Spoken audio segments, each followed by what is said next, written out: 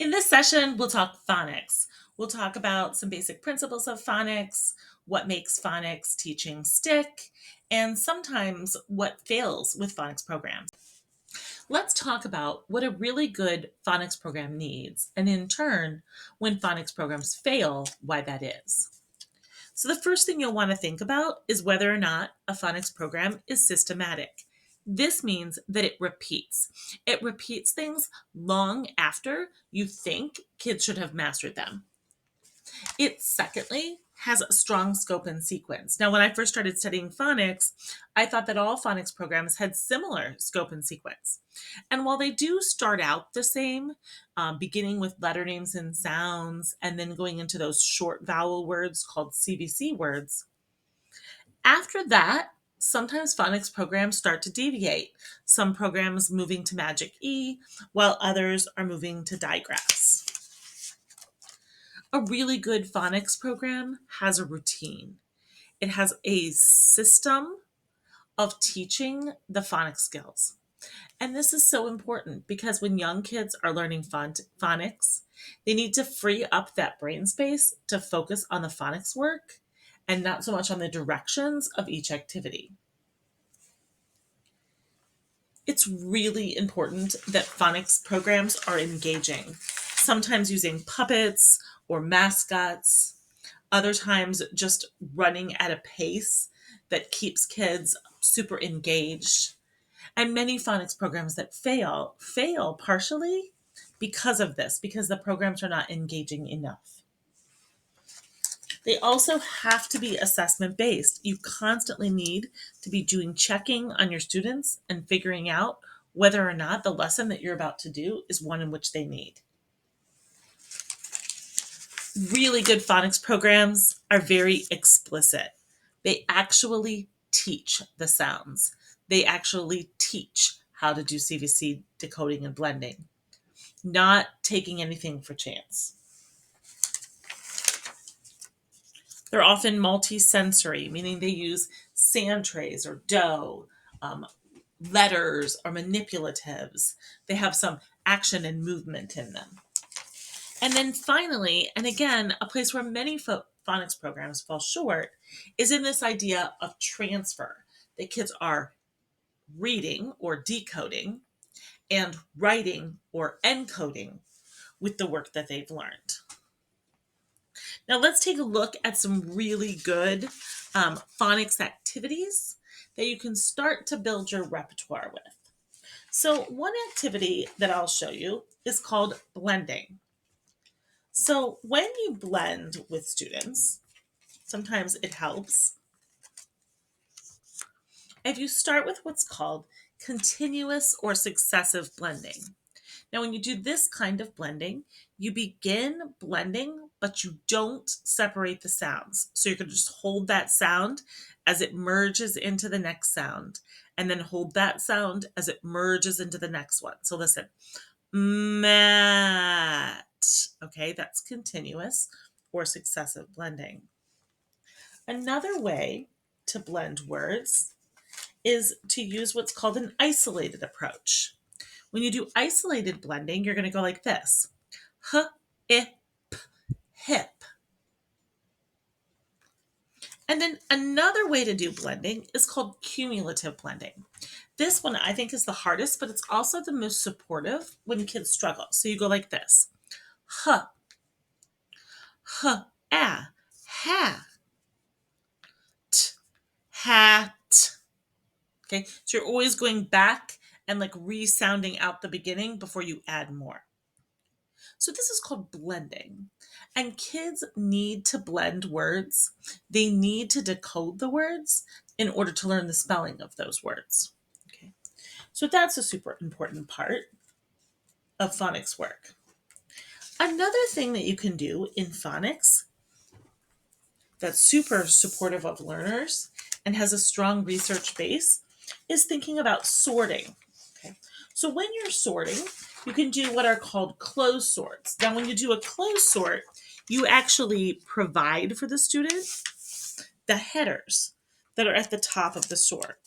Other kinds of sorts, like this one could be like SH and does not start. with SH. Okay. So this would be an example of a closed sort where you have the headers, and then we can make this multi-sensory by having objects, and we can go sheep. Start with sh or not. Okay. Shirt. Dog. Right? And we're sorting the objects back and forth. Now, if you give kids something called a speed sort, you're just going to give them the objects, and after they've done the sort one time, they go through and they start to do it again and again, day after day. And this is called a speed sort, also a very strong research base. And then the final kind of sort is called an open sort. In an open sort, you give kids literally blank columns, and you say, how could you sort these objects? Okay. Other research-based and really strong phonics activities, you might want to try something called making words. Others call this word chains. Okay. So to do this work, you have students get a set of letters, and they're going to build the first word. So in this case, we're going to build the word air. Okay, so we need air. And then I'm going to say, add a sound to make the word fair, like it's not fair. Change a sound to make the word pair, like I have a pair of aces. And then finally, let's build the word chair by adding two letters that make one sound, chair. Okay. And this is called making words. And if a child cannot make a word or makes a mistake in the word, you're going to show them the correct spelling of the word, and then you're going to say, can you correct yours so that it looks like mine? Okay. And again, that's called word chains. Now, a slight variation of word chains is called a word ladder. Okay, and when you build a word ladder with students, you're going to start at the bottom, and you can buy books of these. They come in worksheets, but you can also make up your own. So you might do something like this. Air, okay? Add a letter so that it means the stuff that grows out of your head.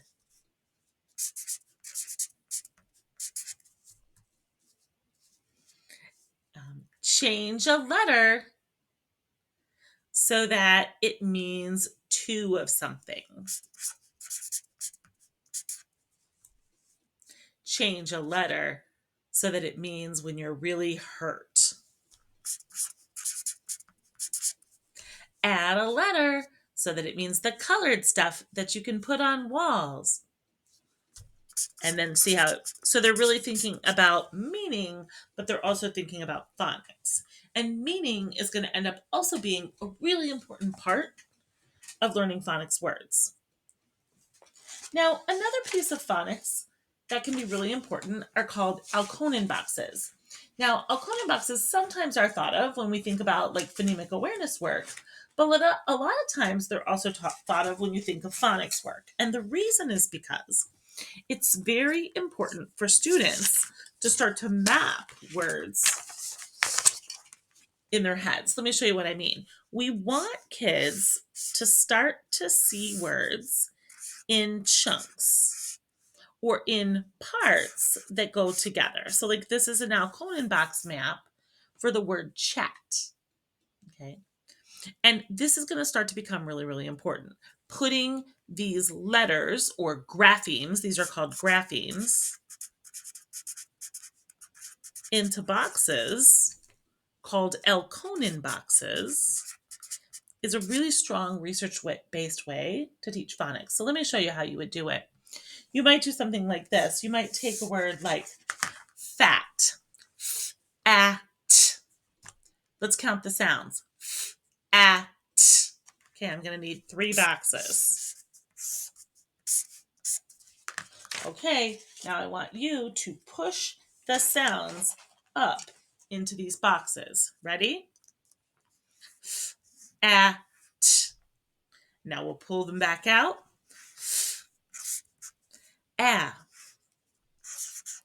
t, fat. Okay. Now that was a simple one. We can certainly try harder ones. So we can try something like this. Like we can try like chip, chip. Well, because CH is one sound, the student's going to go like this. Ch, eh. And then to pull back and add the sounds, we're going to go ch, eh. Okay, chip.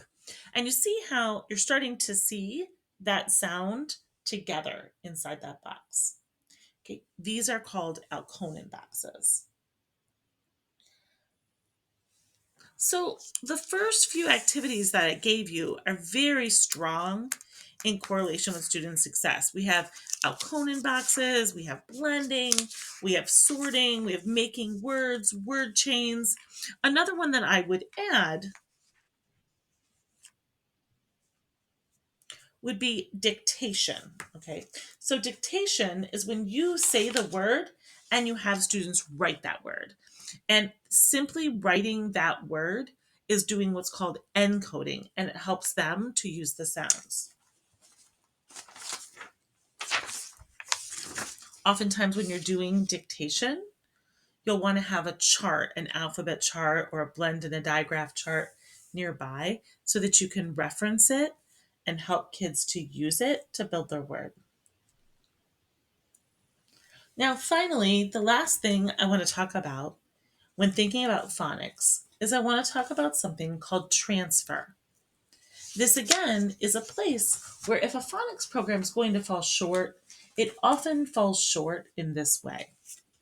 When you're done with your phonics lesson, regardless of which, type of lesson you pick, it's important that kids have the opportunity to transfer what they've just learned. So I want to show a few of my favorite ways to encourage transfer. One way to encourage transfer is to have word cards that students like perhaps put in their book bag. So it is red. Okay. And they might have these cards inside their word bag where they practice them again and again as part of their reading routine. Another way that you can encourage transfer is by using what's called the decodable book. And in these decodable books, children have an opportunity to practice the very sounds and combinations that they learned in their phonics lesson. If not for reading, then why teach phonics, right? Also, with their books, sometimes they might do something called a word hunt. So perhaps they learned that short A sound, and they're looking through the book for short A words like max and can. So you could definitely have kids reading word cards or sentences. You could have them reading a decodable. You could have them going on a word hunt. But you can also do a little bit of writing. So you could certainly have kids writing stories of their own or doing what's called interactive writing, where they write the story with you. You do some of the words, they do some of the words. These would be great ways to encourage transfer. This is one of my favorite, where you write a paragraph and you make the same kind of errors. So in this case, I made digraph errors. And then I tell the kids there are 4 mistakes. Use the digraph chart to help you find the errors. And the kids go through and edit and correct. Again, which specific way that you pick isn't as important as the fact that you're thinking about transfer and making sure that it goes with every lesson. Now, while there are a plethora of activities and guidelines you can follow when thinking about phonics, I hope that this will give you enough to start to think about the important things when selecting a phonics program.